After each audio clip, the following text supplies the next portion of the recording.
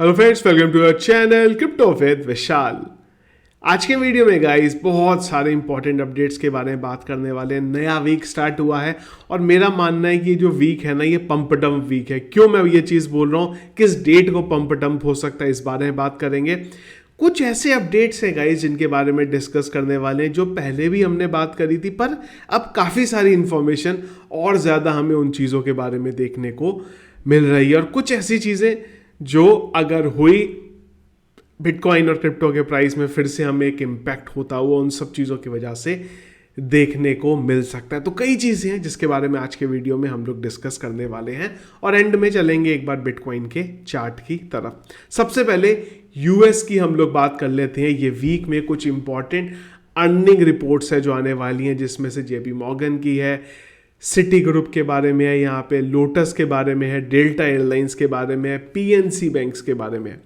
पर उससे भी बड़ी चीज़ जो है और इम्पॉर्टेंट चीज़ है वो है यूएस इन्फ्लेशन का डेटा आने वाला है। इसके अलावा फेड की मीटिंग होने वाली है। इन्फ्लेशन का डेटा कब आने वाला है, सीपीआई के बारे में हम लोग बात कर रहे हैं, तो ये आने वाला है 12 अप्रैल को। तो 12 अप्रैल को तैयार रहिएगा, एक आपको चीज़ें इधर उधर उथल पुथल वाले माहौल देखने को मिल सकता है। और उसके अलावा 12 तारीख को ही एक और बड़ी चीज़ है और वो है इथीरियम शंघाई अपग्रेड। क्या है वो, उसके बारे में 12 तारीख को ही हम लोग बात करेंगे। तो ये दो इम्पॉर्टेंट चीज़ें हैं, ये डेट बेसिकली उस डेट पे दो इम्पॉर्टेंट चीज़ें होने वाली है 12 अप्रैल को। और उसके अलावा बैंक्स का जो डेटा है, अर्निंग रिपोर्ट्स है, वो आने वाली है। और वो किस तरीके से आएगी, क्या उसमें डेटा आएगा, अगर कुछ इधर उधर हुआ तो इम्पैक्ट मार्केट में देखने को मिल सकता है। पर अगर सारी चीज़ें सही आई, कुछ भी नहीं हुआ, तो हम लोग जानते ही हैं बिटकॉइन जिधर चल रहा है उधर ही चलता रहेगा। पर ये थोड़ा सा निगाहें जो हैं अपनी इस चीज़ पे बना के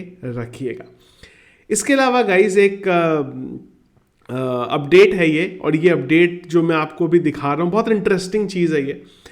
आप लोग अगर रेगुलर वीडियोस देखते हैं ना, तो हम लोगों ने एक बार एक बात करी थी और वो करी थी चाइना के बारे में। कमेंट बॉक्स में मुझे बताइएगा आप लोगों को याद है कि नहीं है। वो हमने बात करी थी कि जब भी मार्केट क्रैश होता है, क्रैश मतलब ये नहीं कि 22,000 से 20,000 पे चला गया, वो जो क्रैश का सीजन स्टार्ट होता है, जब बिटकॉइन गया था 69 पे, वहाँ से डाउनफॉल आया था, उससे पहले भी आए हैं, मैं पास्ट ईयर्स की बात कर रहा हूँ वहाँ पे। तो चाइना की तरफ से कुछ ना कुछ अपडेट आता है बड़ा वाला।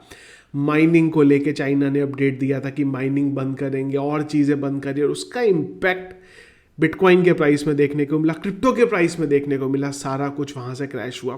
फिर अपडेट्स आने लगे इस तरीके से कि चाइना हांगकांग के रास्ते फिर से क्रिप्टो में आ रहा है। देखिए चाइना की क्या टेंडेंसी रहती है, क्या मास्टर प्लान रहता है, जब मार्केट ऊपर जाएगा हम डाउन करेंगे, और जब मार्केट नीचे आ जाएगा फिर हम लोग मार्केट को ऊपर ले जाना स्टार्ट करेंगे। सरप्राइजिंगली एक ऐसी कंट्री जो क्रिप्टो को अगेंस्ट में है, पर सारे एक्सचेंज वहीं से बिलोंग करते हैं। जितने एक्सचेंज है मैक्सिमम वो कहीं ना कहीं चाइना से उनका लेना देना है।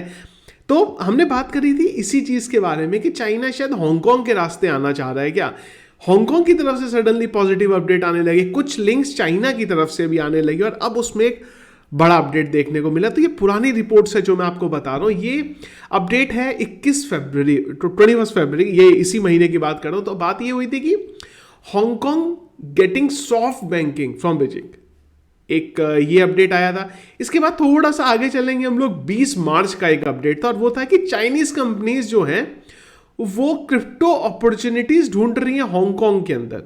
इसके बाद एक और अपडेट आया, और वो ही आया कि जो चाइनीज बैंक है वो टर्न क्रिप्टो फ्रेंडली इन हांगकांग। और अब एक बड़ा अपडेट देखने को मिला है यहाँ पे, और ये ऑफिशियल गवर्नमेंट की तरफ से अपडेट आ रहा है। फाइनेंस मिनिस्टर, समझिए निर्मला सीतारमन जी यहाँ बोलती हैं कि हाँ भाई, हम लोग क्रिप्टो को, वेब3 को सोच रहे हैं, इसकी हम लोग एक कॉन्फ्रेंस करेंगे ऑफिशियली। उसी तरीके एक अपडेट हांगकांग की तरफ से है। उनके फाइनेंस मिनिस्टर का बोलना है वेब3 को लेके यहाँ पे कि भाई वेब3 के बारे में हम लोग आने वाले टाइम में सोच सकते हैं। इसी के साथ sounds confident nod with city to host 2-day digital economy summit. समझ रहे हैं ना आप ये अपडेट्स क्या है। तो चाइना हांगकांग के रास्ते घुसेगा, जिस तरीके से दुबई को इस समय क्रिप्टो फ्रेंडली पूरे का पूरा देश बनाया जा रहा है, इवेंट्स हो रहे हैं, अंदर घुसेंगे तो इतना क्रिप्टो फ्रेंडली नहीं है, पर बाहर से बहुत ज़्यादा है। तो वैसा ही कुछ हांगकांग के साथ भी अब होता हुआ हमें आने वाले टाइम में देखने को मिल सकता है। और उसकी फंडिंग, ये सब अपडेट्स अगर आप देखेंगे कौन कर रहा है, वो कर रहा है यहाँ पे चाइना।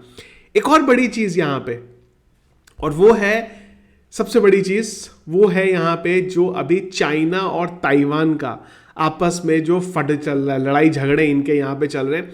अब आप बोलेंगे यार चाइना और ताइवान का अगर यहाँ पे वॉर की सिचुएशन जो है लगी हुई है, इससे क्रिप्टो मार्केट पे क्या इम्पैक्ट होगा? देखिए, इससे क्रिप्टो मार्केट पे दो इम्पैक्ट होंगे जो मुझे समझ में यहाँ पे। पहली चीज़, रशिया यूक्रेन का फाइट हुआ था, अभी तक चल रहा है, उससे भी क्रिप्टो मार्केट इम्पैक्ट हुआ था। खैर, ये सिचुएशन अभी इतनी बड़ी नहीं है रशिया और यूक्रेन वाली, लेकिन एक और चीज़ मैं आपको इसके पीछे की अगर थोड़ी सी डिटेल हम समझने की कोशिश करें। रशिया यूक्रेन का फाइट हुआ था, यूएस ने इनिशियली यूक्रेन के साथ था, पर बाद में क्या हुआ, वो हट गया यहाँ पे। चाइना ताइवान, अभी ताइवान की जो प्रेसिडेंट है वो कहाँ थी, यूएस में थी। तो ये सब अपडेट्स में एक बहुत बड़ी चीज़ ये है कि अगर ये फाइट हो गई, पहली चीज़ अभी खाली न्यूज़ अपडेट्स हैं इन चीज़ों के बारे में कि चल रही हैं, चाइना ड्रिल कर रहा है वहाँ पे, XYZ चीज़ें चल रही हैं। पर अगर ये फाइट हो जाती है, अगर हमें ये देखने को मिल जाता है, और अगेन ये चीज़ें हमें डिस्कस करनी पड़ेंगी यहाँ पे, अगर ये फाइट होती है और यूएस क्या करेगा यहाँ पे? क्या यूएस वही यूक्रेन वाला काम करेगा कि इनिशियली यूक्रेन को बोला हाँ भाई हम हैं, और जब लड़ाई झगड़े हुए तो वहाँ से निकल गया, पीछे से इनको वेपन्स दे रहा है, वो कर रहा है, पर फ्रंट फुट पे नहीं आया यूएस।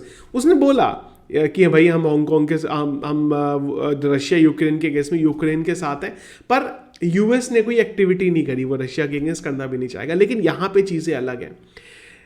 एक तरीके से यूएस को कहीं ना कहीं खतरा दिख रहा है कि जो अगर डॉलर हटा तो डॉलर के बाद सेकंड करेंसी यहाँ पे कौन आएगी, तो वो चाइनीज युआन हो सकती है। तो क्या अगर चाइना ताइवान का यहाँ पे झगड़ा होता है तो क्या यूएस ताइवान को सपोर्ट करेगा ओपनली वहाँ पे? तो वो बहुत इंटरेस्टिंग एक चीज़ मुझे यहाँ पे होती हुई दिखाई दे रही है, और वो इस पॉलिटिकल इशू की वजह से कि चाइना जो है ग्लोबली डॉलर को यहाँ से हटा के अपनी करेंसी लाने के मूड में, और ये पहले भी हमने कई बार बात करी है। तो ये भी एक एंगल हो सकता है कि यूएस शायद इस लड़ाई को और बढ़ावा दे और ताइवान के रास्ते वो भी चाइना के साथ कुछ करना चाहे यहाँ पे। पर बहुत इंटरेस्टिंग रहेंगी ये सारी चीज़ें कि अगर ये आने वाले टाइम में हमें दिखाई दी तो यूएस के बैंकिंग सिस्टम पे कोलैप्स हो रखा है। कई लोगों ने मुझे बोला, मेरी कल ये जो न्यूज़ के बारे में बता रहा हूँ, कुछ डिस्कशन भी हुए कुछ लोगों से जिनको मैं जानता हूँ, तो उन्होंने मुझे यही बोला कि यूएस के बैंकिंग सिस्टम के हालात ख़राब है तो यूएस लड़ाई नहीं करना चाहेगा। लेकिन एक चीज़ मैं आपको बोलूँगा, यूएस के पास फंड्स की कमी नहीं है, उसके बैंक्स जो हैं कोलैप्स हुए, पर वो जिस लेवल के बैंक्स कोलैप्स हुए उसको संभालने के लिए यूएस के पास पैसा है। तो यूएस अगर फाइट वाली सिचुएशन आई तो मुझे लगता है शायद यूएस भी ताइवान का सपोर्ट कर सकता है ओपनली फ्रंट में आके, और अगर ऐसा होता है तो एक थोड़ा सा सिचुएशन टेंस हो सकती है, और अगर वो टेंस हुई तो बिटकॉइन पे उसका इम्पैक्ट हमें ज़रूर देखने को मिलेगा। और इवन अगर यहाँ पे चाइना ताइवान का भी फाइट होता है तो उस केस में भी हमें एक फाइट यहाँ पे होती हुई ज़रूर दिखाई दे सकती है। एक और इंटरेस्टिंग चीज़ है यहाँ पे, पुरानी न्यूज़ की तरफ हम लोग चल रहे हैं यहाँ पे। चाइना इन्वेस्ट कर रहा है यहाँ पे, तो चाइना ना अगर आप देखें दोनों तरफ से घेर रहा है अभी यहाँ पे।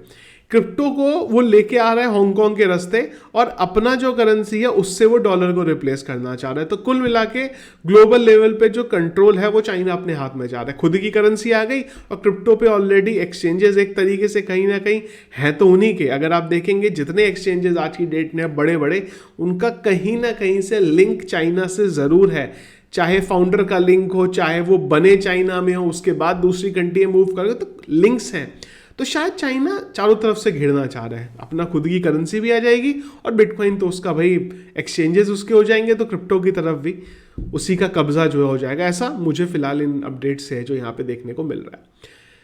तो ये तो थी गाइस फिलहाल न्यूज़ अपडेट्स। बिटकॉइन के बारे में बात करें तो करंटली जब ये वीडियो बना रहा हूँ मैं गाइस, बिटकॉइन का प्राइस है 28,200। एक बार देख लेते हैं क्रिप्टो एनालिसिस क्या बोल रहा है। तो यहाँ पे वॉल्यूम करीब 12% यहाँ पे हमें बढ़ता हुआ दिखाई दिया है कल से अब तक। मार्केट कैप तकरीबन वही है, इन्फ्लो का कोई डेटा नहीं है। फेयर इंडेक्स एग्रीड पे 62 पे पिछले 1 घंटे के सेंटीमेंट दिखाई दे रहे हैं बाई की तरफ। और अगर हीट मैप देखें तो BTC 0.83% और इथीरियम 0.29% अब दिखाई दे रहा है। देखिए बिटकॉइन का ना गाइस प्राइस रेंज अगर मैं देखूं तो मैंने पहले भी आपको बोला था, मैं ये दोनों एरिया से पहले कुछ चीज़ें हैं नहीं बहुत ज़्यादा यहाँ पे समझने के लिए। कुछ एक ट्रायंगल मैंने और छोटा सा ट्रेंड लाइन ड्रॉ करी है, तो अगर ये ट्रेंड लाइन के अकॉर्डिंग देखेंगे ना तो ये ट्रायंगल भी एक इंपॉर्टेंट रोल प्ले कर सकता है, क्योंकि यहाँ पे इमीडिएट अगर आप देखेंगे ना जो बड़ा सपोर्ट है हमारे पास वो आ जाता है 26,550 पे। तो मैं अभी एक चीज़ और देख रहा हूँ कि ये वाला जो ट्रेंड लाइन है, ट्रेंड लाइन के अकॉर्डिंग हमें एक और 27,900 के नियर अबाउट BTC एक बार आ सकता है। तो इंपॉर्टेंट ये ट्रेंड लाइन भी रहेगी, क्योंकि अगर ये ट्रेंड लाइन को भी अगर आप देखेंगे ना तो 30 मार्च से अब तक ये एरिया में ही हम लोग ट्रेड यहाँ पे कर रहे हैं। तो ये अगर ब्रेकआउट होता है ना तो ये मुझे आशा आ रहा है कि शायद ये वाला एरिया या फिर नीचे वाला एरिया भी हमें ब्रेकआउट होता हुआ दिखाई दे सकता है। अपडेट्स इस हफ्ते बहुत हैं ऐसे जो ये पूरे का पूरा काम कर सकते हैं। CPI का डेटा एक ऐसी चीज़ है कि अगर वहाँ से कुछ नेगेटिव हुई तो हम लोग ये नीचे वाला लेवल ब्रेक कर सकते हैं, और अगर पॉजिटिव हुआ तो हम लोग ऊपर वाला भी एरिया ब्रेक कर सकते हैं। ये हफ्ते मुझे उम्मीद है कि चीज़ें हमें समझ में आने वाली हैं। ये जो एरिया हम लोग जिस एरिया पे हम लोग 17 मार्च से हैं, मुझे लगता है कि इस वीक में हमें इस एरिया में कुछ ना कुछ हलचल होती हुई ज़रूर दिखाई देगी। वो ऊपर होगी नीचे होगी, ये टोटली डिपेंड करेगा अपडेट्स की तरफ, क्या मार्केट से अपडेट्स फिलहाल बिटकॉइन के लिए आने वाले हैं। एक और चीज़ छोटा सा, मैं चार्ट को छोटा कर देता हूँ। ये वो चार्ट है जो हम लोगों ने पहले भी एक बार डिस्कस किया था। ये वो चार्ट था गाइस जो हम लोगों ने डिस्कस किया था, जिसपे हम लोगों ने बात करी थी कि बिटकॉइन पिछले काफ़ी टाइम से ये कर रहा है कि जब एक एरिया को तोड़ने की कोशिश करता है वो नहीं तोड़ पा रहा है तो बिटकॉइन एक बार नीचे आता है, और नीचे आने के बाद एक अच्छी जंप ऊपर की तरफ मारता है। तो एक और ये भी है कि शायद ये अपडेट्स की वजह से हमें एक मार्केट डाउन साइड में आता हुआ दिखाई दे सकता है, और वहाँ से फिर एक बिटकॉइन ऊपर की तरफ जंप कर सकता है, क्योंकि जो अभी के ट्रेंड्स हैं वो कुछ इस तरीके से चल रहे हैं। हम आए, हम नीचे आए, इसके बाद हम इधर आए, और फिर हम इधर की तरफ आए, और यहाँ से फिर हम लोग एक ऊपर की तरफ यहाँ पे ले। लेकिन वो सारी चीज़ें डिपेंड करेंगी कि जो हम लोगों ने अभी अपडेट्स के बारे में बात करी है वो अपडेट्स किस तरीके से फ़िलहाल मार्केट में रहते हैं। तो ये चल रहा है फ़िलहाल गाइस क्रिप्टो मार्केट के अंदर। आई होप सारी चीज़ें 1 बाई 1 आपको क्लियर हुई होंगी। चाइना के बारे में जो हम लोगों ने बात करी, आप लोगों को क्या लगता है, आप लोगों का क्या ओपिनियन है? जो मैं कह रहा हूँ वो सही आप लोगों को लग रहा है, आप लोगों की कुछ अपनी थ्योरी है? जो भी होगा पॉइंट्स अपना ज़रूर मुझे एक बार कमेंट बॉक्स में बताइएगा। जैसे कि इस वीडियो पसंद आया आपको, इसको लाइक और शेयर जरूर कीजिएगा। चैनल में अगर आप नए हैं, फर्स्ट टाइम वीडियो देख रहे हैं, जरूर चैनल को सब्सक्राइब कर लीजिएगा। और दिन भर के सारे अपडेट्स के लिए टेलीग्राम का चैनल ज़रूर ज्वाइन करके रखिएगा, क्योंकि सारे अपडेट्स जो भी मुझे आपको बताने होंगे वो सारे अपडेट्स आपको मिलेंगे टेलीग्राम चैनल पे, जिसका लिंक वीडियो के डिस्क्रिप्शन में मिलेगा। सर्च करके ज्वाइन मत करिएगा, अदरवाइज आप किसी स्कैमर के चैनल पे ऐड हो सकते हैं। Thank you friends.